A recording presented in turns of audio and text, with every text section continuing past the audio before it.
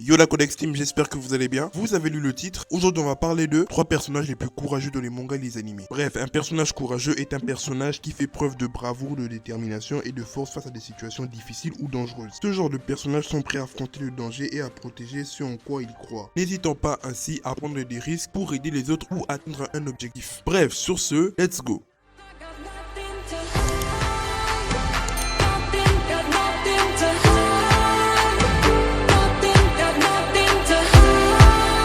Le premier personnage que je vais citer dans cette vidéo n'est nul autre que Erwin Smith de SNK. Franchement, qui ne peut pas admettre que Erwin est celui qui a les plus grosses couilles de l'anime. Le mec, il est capable de lancer un regard noir un titan de 12 mètres, à même pas 10 mètres de distance, frère. Je sais pas si vous vous rendez compte de la dinguerie. Erwin, il a des couilles en titane, frère. Même s'il y avait Broly devant lui, il aurait toujours le même regard, zéro pression. Le mec, il a tellement des grosses couilles qu'il est capable de partir vers la mort sans pression. On peut se dire qu'il a peut-être un peu peur, qu'il doute un peu. Mais non, le mec, même quand il perd un bras, il reste focus sur sa mission. On lui a arraché le bras, mais lui il a dit à ce soldat de continuer la mission sans lui. Et même avec ce bras arraché, il a quand même eu le courage de poignarder Bertholdt, de récupérer Eren et de retourner sur son cheval. Ok, il est impressionnant, mais Erwin aussi les gars. Franchement, de SNK j'ai vu des personnages courageux, mais lui c'est le mec le plus focus au monde. C'est qui est clair, il a des couilles en titane. Bref, sur ce, passons au suivant. Comme deuxième personnage, je citerai, bon le personnage n'a pas de nom, mais je vais l'appeler figurant numéro 1 dans Naruto Shippuden. Qui se rappelle de lui? Qui se rappelle de ce mec qui était en première ligne face à Madara, le ninja le plus puissant du manga, derrière Hashirama? Attendez, je vous résume la scène. Madara apparaît enfin, et il décide d'affronter seul toute l'alliance Shinobi. Là on peut se dire que non, il y aura certains ninjas qui vont ressentir la peur, ils vont peut-être fuir, mais là nous voyons tous les Shinobi figurant comme personnage principal se mettre en mode déter.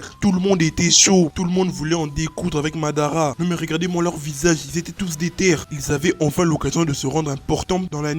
Et ils ont tous mené l'assaut. Et qui était devant et tous? C'était notre figurant numéro 1. Le mec il s'en fout que ce soit Madara ou que ce soit Itachi, que ce soit qui. Lui il était chaud, il était en première ligne. Il n'y avait pas Naruto frérot, il y avait lui. Le mec il a des couilles en acier granit marin frérot. Tu peux lui ramener Broly, Freezer, il va y aller. Ce mec a tellement des grosses couilles qu'il peut envier un Kaido frère. Je sais pas si vous vous rendez compte de la dinguerie. Le mec est en première ligne face au plus fort de tous les Uchiwa mon gars. Wesh franchement ce boug je lui kiffe. Même si on l'a massacré après. Mais franchement il a vraiment des grosses couilles.